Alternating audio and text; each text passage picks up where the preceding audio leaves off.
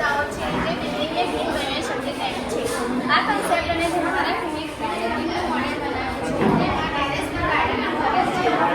Rain water harvesting કરી શકાય છે. રેઇન વોટર હાર્વેસ્ટિંગ એ જ પાણીને આસપાસ ઉગાડેલા પ્લાન્ટ્સમાં આપી શકાય છે.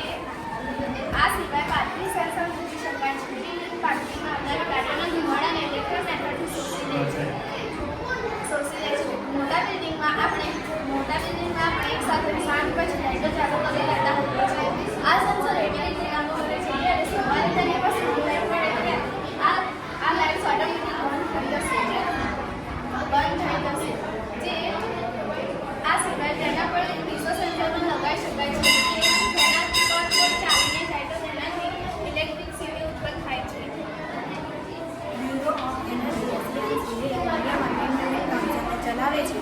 ઇન્ડિયાની પહેલી ગ્રીન બિલ્ડિંગ ઇન્દિરા પર્યાવરણ ભવન નવી દિલ્હીમાં બનાવવામાં આવે છે.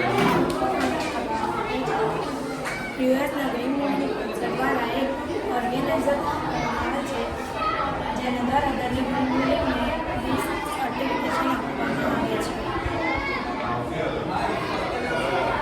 જે બિલ્ડિંગને 40થી 50 અને સર્ટિફાઈડ કરે છે.